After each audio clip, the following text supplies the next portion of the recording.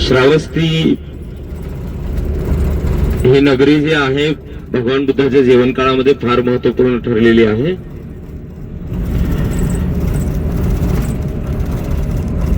हा प्रांत कोशल प्रांत होता. जे 16 प्रांत 16 गणराज्य होते त्या काळी जम्बूद्वीपामध्ये पैकी कोशल प्रदेश होता आणि त्याचा राजा जो होता तो सेंजित होता. तुम्ही सर्वांनी पूर्वी अनेकदा ऐकलेली असे अनेक उदाहरणं आहेत. श्रावस्ती नगरी मधल्या ज्या गोष्टी आहेत, जसं किसा गौतमी असेल, पटाचारा असेल, विशाखा असेल, अंगुलीमाल असेल, प्रसेंजित असेल, चुल्ल एकसाटक ब्राह्मण असेल, निगार असेल, असे अनेक व्यक्तिमत्व आहेत या श्रावस्तीच्या इतिहासामध्ये ज्यांची नोंद आहे. बुद्धत्वाचा प्रभाव त्यांच्यावर आहे.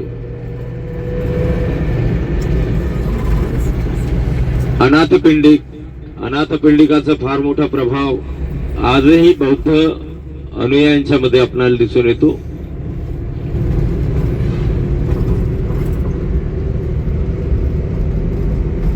ज्या काळी दळणवळणाची कोणतीही साधनं नव्हती, टेक्नॉलॉजी कोणत्याही प्रकारे नव्हती, परंतु अशा दुरापास्त काळामध्ये सुद्धा बुद्ध धम्म आणि संघाचे अनुयायी प्रचंड समृद्ध होते.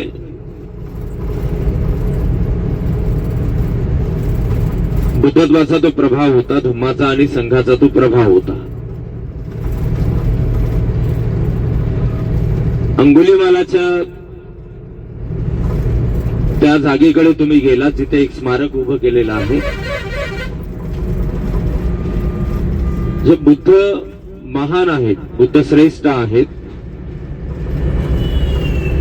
हे वर्णन करत असताना आपणाला प्रत्यक्ष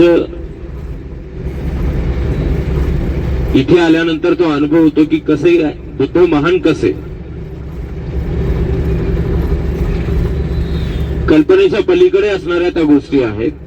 श्रावस्ती नगरीमध्ये राहणारा एक मागासवर्गीय कुटुंबातला तो मुलगा, ज्याचे नाव पूर्वी अहिंसक होते, त्यांना येताना ज्या विद्यालयामध्ये तो शिक्षण घेत असे त्या विद्यालयामधला तो सर्वात हुशार विद्यार्थी होता. विद्यालयात त्याने प्रवेश घेतल्यापासून शेवटपर्यंत तो टॉप मेरिट होता. सर्वात जास्त मार्क घेणारा विद्यार्थी होता. त्यामुळे सवर्ण विद्यार्थी सतत त्याचा द्वेष करायचे, त्याची ईर्ष्या करायचे, त्याचा हेवा करायचे. विद्यालयातले संपूर्ण अध्यापक, शिक्षक अहिंसकावर फार प्रेम करायचे. विद्यालयीन जे शिक्षण होतं, शाळेतलं जे शिक्षण होतं ते आता संपलं, शेवटचं वर्ष होतं आणि त्याही वेळेला अहिंसक हा सर्वात टॉपर होता. सवर्ण विद्यार्थ्यांच्या मनामध्ये त्याच्याबद्दल तो द्वेष उत्पन्न झालेला होताच. सवर्ण विद्यार्थ्यांनी एकत्र येऊन एक षडयंत्र रचलं की अहिंसकाला काहीही करून अधोगतीकडे नाहीत पैसे. आणि त्यांनी एक युक्ती लढवली. जे प्रधानाचार्य जे होते त्यांना सांगितलं की अहिंसकाचे आणि तुमच्या पत्नीचे अनैतिक संबंध आहे. या सवर्ण वाटलं की हे शिक्षक त्याचे शिक्षण बंद करतील किंवा त्याला पनिशमेंट देतील. परंतु त्या प्रधानाचार्याला, त्या शिक्षकाला, त्या मुख्याध्यापकाला अहिंसकावर विश्वास होता. त्या गोष्टीवर विश्वास केला नाही. हे पाहून सवर्ण विद्यार्थ्यांनी पुन्हा एक युक्ती लढवली.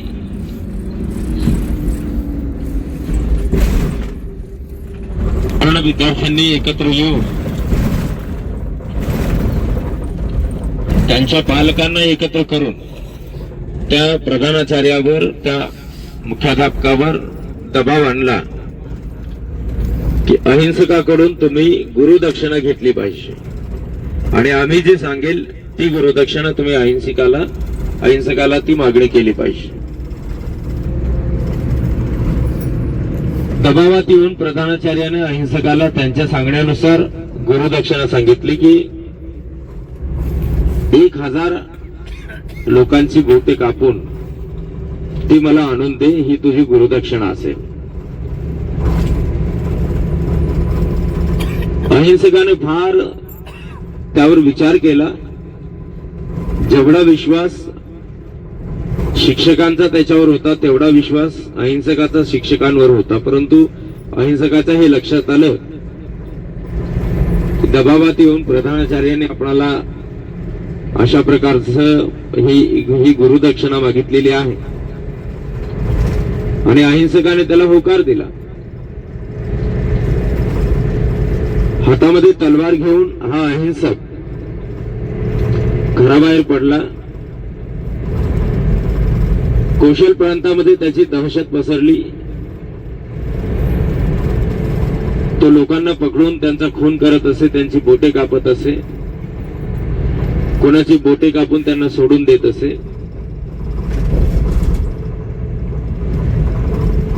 सुरुवातीच्या वेळेला लोकांमध्ये प्रचंड दहशत होती अहिंसकाची. त्या व्यक्तीची बोटे कापून त्याची माळा तयार करून तो गळ्यामध्ये माळा वापरून फिरत असे आणि त्यामुळे त्याला लोक अहिंसकाऐवजी अंगुलीमाल म्हणू लागले, खुनी म्हणू लागले. अंगुलीमाल त्या प्रदेशामध्ये, आसपासच्या प्रदेशामध्ये लोकांना पकडून त्याची बोटे कापून त्याची माळा करून आपल्या गळ्यात घालून फिरत असे. प्रचंड दहशत त्या परिसरातील लोकांच्या मध्ये निर्माण झालेली होती. गावेच्या गावे ओसाड पडत असत. अंगुलीमाल आल्याची अफवा जरी गावामध्ये पसरली, लोक आपला प्राण वाचून निघून जात असत, पळून जात असत. कालांतराने लोक आता अंगुलीमालाला घाबरणे सोडून देत होते, कारण लोक आता एकटे दुकटे राहत नव्हते, समूहाने जथ्याने राहत होते. अंगुलीमालाला आता एक व्यक्ती म्हणजे एका व्यक्तीची बोट पाहिजे होती.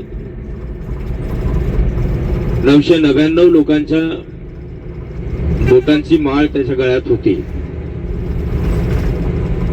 काही महिने गेले, अंगुलीमालाला एक व्यक्ती मिळत नव्हता, कारण आता लोक एकटे दुकटे राहत नव्हते.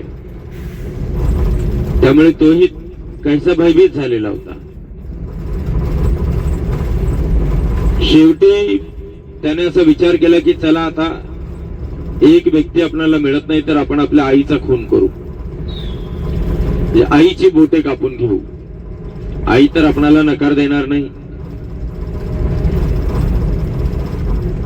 आणि ही गोष्ट भगवंतांच्या कानावर आली की अंगुलीमाल आता लोकांना सांगतो आहे की तुम्ही नाही तर नाही, मी माझ्या आईची बोटे कापेल. महापाप म्हणजे काय हे सांगत असताना भगवंतांनी सांगितलंय, काढणे महापाप आहे. महापाप आहे.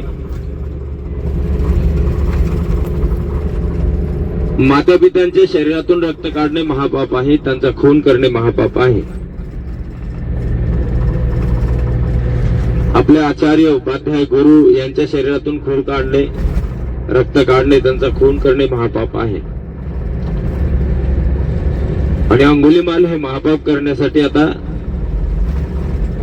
त्याची मानसिकता तयार झालेली होती. आणि भगवान बुद्धांनी त्याला त्या महापापापासून वाचविण्याचे ठरविले. एके दिवशी भगवान पात्र आणि चिबर घेऊन त्या अरण्याकडे निघाले. या अरण्यात अंगुलीमाल लपून बसत असे. भगवान बुद्ध जात असताना अनेक शेतकरी, अनेक लोक भगवंतांना म्हणाले की भगवान त्या दिशेला जाऊ नका, अंगुलीमाल असतो, तो क्रूर आहे, तो तुमचा खून करेल. पण भगवंतांनी मात्र कोणाचेही ऐकले नाही आणि आपल्या गतीने भगवान गांभीर्यपूर्वक त्या अरण्याकडे, जंगलाकडे निघाले. अंगुलीमाल लपून बसलेला होता. त्याने पाहिले एकटा श्रमण हातामध्ये म्हणजे निशस्त्र असलेला पात्र घेऊन केवळ आपल्या दिशेने येत आहे. त्याला असं वाटलं की लोकांनी षडयंत्र रचलं असेल, यांना पुढे पाठवलं आणि लोक आजूबाजूला लपून बसले असतील. आपण बाहेर पडल्यानंतर लोक जथ्याजथ्याने येतील, आपणाला पकडतील. बराच वेळ अंगुलीमाल पाहत राहिला. आजूबाजूला कोणीही नव्हते. तेव्हा तो आपल्या लपलेल्या जागेतून बाहेर आला आणि त्याला असे वाटले की या श्रमणाला पकडणे आणि ठार करणे किंवा त्याची बोटे कापणे आता सोप्या. पण तो आश्चर्यचकित झाला की 5-5 हजार लोक, त्याहीपेक्षा अधिक लोक घाबरून पळून जात असत. अंगुलीमाल आल्याची अफवा जरी पसरली तरी, आणि निशस्त्र असलेला हा एकटा श्रमण या दिशेने कसा जातोय? आपल्या जागेवर तो उभा राहिला. त्याला वाटले मी याला सहज पकडतो, हा तर फार शांतपणे चालत आहे. अंगुलीमाल एकदम मोठ्याने ओरडला, ही श्रमणा थांब. भगवान बुद्ध थांबले नाही. त्याच गतीने चालत होते, धावले नाही किंवा लपले नाही. त्याला आश्चर्य वाटलं. त्याच्या मनात थोडीशी भीती उत्पन्न झाली.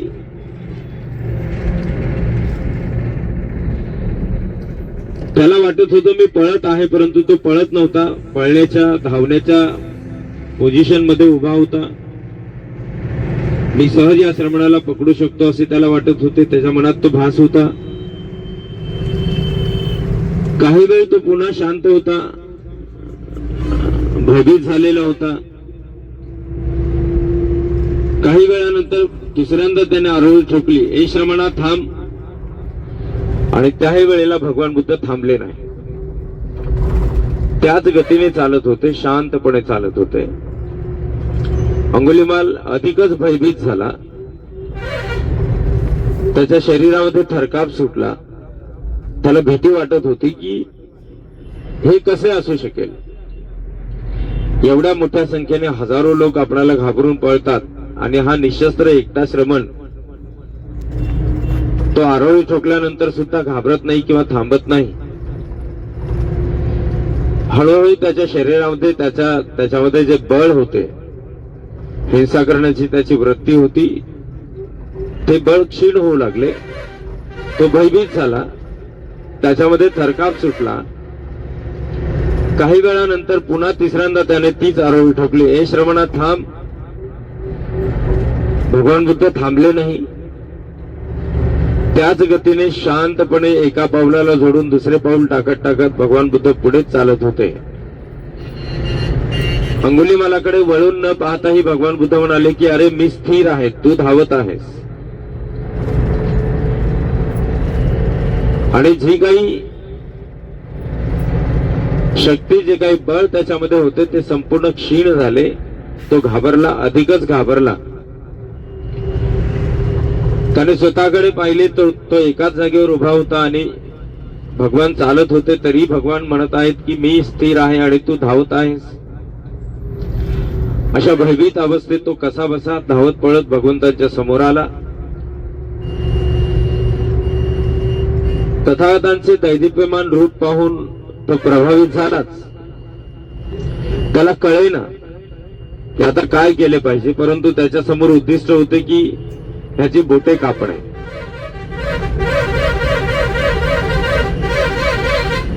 तो भगवान बुद्धाला म्हणाला की चल, मला तुझा खून करायचा आहे, तुझी बोटं मला कापायची आहेत. आणि भगवान बुद्ध त्याला म्हणाले की हरकत नाही, त्याआधी तुला मी एक छोटेसे काम सांगतो, ते तुला करावे लागेल. अंगुलीमाल तयार झाला. भगवान म्हणाले जा, समोरच्या झाडाची एक फांदी तोडून आण. हा लगबगीने धावत गेला आणि तिथे जाऊन त्याने झाडाची एक फांदी तोडून आणली, भगवंतांच्या समोर टाकली आणि म्हणाला की चल आता तयार हो. भगवान म्हणाले मला जे तुला सांगायचं आहे ते अजून पूर्ण झालेलं नाही. भगवान त्यापुढे त्याला म्हणाले की जा, ही फांदी जेथून तू तोडून आणली, जशी त्या ठिकाणी होती तशी पुन्हा एकदा त्या ठिकाणी लावून परत ये आणि तुला वाटेल ते कर. अंगुलीमाल अधिकच भयभीत झाला की ज्या जागी फांदी तोडलेली आहे त्या जागी पुन्हा एकदा ती फांदी तशीच लावणे हे शक्य नाही, हे अशक्य आहे. अंगुलीमालाच्या डोक्यात प्रकाश पडला आणि त्याने आपली तलवार फेकली, भगवंतांच्या चरणावर आपलं मस्तक ठेवलं आणि तो गयावया करू लागला. मी फार मोठं पाप केलेले आहे, मला वाचवा, मला आश्रय द्या, मला वाचवा, मला शरण द्या. मी आपला बुद्धास, आपल्या धम्मास आणि संघास शरण जातो. भगवान बुद्धांनी त्याचा स्वीकार केला आणि अंगुलीमालाला भगवंतांनी भिक्खू बनविले. भगवान बुद्धांनी अंगुलीमालाला काही उपदेश केला नव्हता की तू हे करू नकोस, तू बुद्धाला शरण जा, हे करणे चुकीचं आहे वगैरे.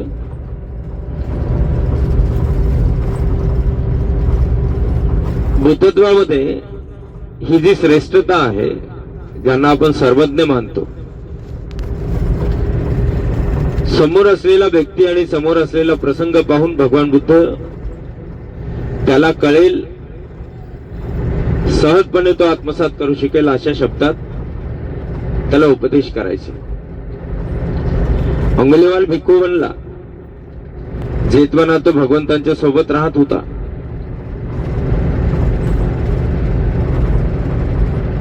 बरेच दिवस झाले अंगुलीमालाला भगवान बुद्ध श्रावस्ती नगरीमध्ये भिक्षाटन करण्याकरिता बाहेर पडू देत नव्हते. इतर भिक्खू भिक्षाटन करून अन्न आणायचे आणि अंगुलीमालाला ते द्यायचे. एके दिवशी असे झाले की कौशल नरेश राजा प्रसेनजित 500 सैनिकांना शस्त्रास्त्रासहित आपल्या सोबत घेऊन त्या अरण्याकडे निघाला. जात असताना तो भगवंतांना अभिवादन करण्यासाठी आला. अभिवादन करून तथागतांचे कुशलक्षेम त्याने विचारले. तेव्हा भगवान म्हणाले की एखाद्या राष्ट्रावर आक्रमण करण्यासाठी जात आहे की काय?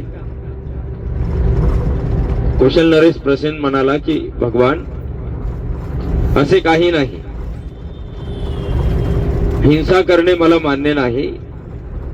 आणि भगवान अंगुलीमाल नावाचा एक अत्यंत क्रूर मनुष्य, ज्याची दहशत कौशल आणि आसपासच्या प्रांतामध्ये पसरलेली आहे, त्याला पकडण्यासाठी 500 सैनिकांना मी सोबत नेत आहे. अंगुलीमाल भिक्खूच्या वेशात भगवंतांच्या जवळच होता. भगवान बुद्ध म्हणाले की जर समजा या वेळेला त्या अंगुलीमालाने डोक्याचे मुंडन केलेले असेल, काशाय वस्त्र प्रदान केलेले असेल, तर तू काय करशील? राजा म्हणाला भगवान, मी त्याला त्रिवार अभिवादन करेन. आणि भगवान बुद्धांनी अंगुलीमालाकडे निर्देश केला आणि सांगितले की हाच तो अंगुलीमाल. भिक्खूच्या वेश सुद्धा प्रसेनजित राजा अंगुलीमालाकडे पाहिला, पाहून घाबरला. काही क्षण तो स्तब्ध झाला, घाबरला, भयभीत झाला. त्याने अंगुलीमाल भिक्षूला अभिवादन केले आणि सैनिकांना परत पाठविले. एके दिवशी अंगुलीमाल भगवंताकडे आला आणि अभिवादन करून तथागतांना विचारणा करू लागला. तथागतांच्याकडून अनुमती मागत होता.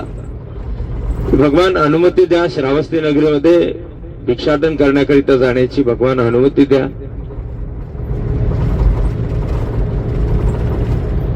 अंगुलीमाल हा आता दान, शील, भावना, प्रज्ञा, करुणा, मैत्री, मुदिता, उपेक्षा या श्रेष्ठ धम्माचं अनुसरण करत होता. अंगुलीमालाने भगवंतांना अनुमती मागितली. त्यावेळेला भगवान म्हणाले की अंगुलीमाल, लोक तुला ओळखतील, कोणी काठे लाठेने मारतील, कोणी दुरून दगडाने मारतील, तुझ्या शरीरातून रक्त काढतील, तुझे वस्त्र फाडतील, कदाचित तुझा खून करतील, तू जाऊ नकोस. अंगुलीमाल भिक्षू त्यावेळेला भगवंतांना म्हणतो, भगवान, लोक तर मला एकट्यालाच मारतील ना, काठी लाठीनेच मारतील ना. मी तर तलवारीने अनेकांची बोटे कापली, अनेकांचा खून केला. भगवान मला अनुमती द्या.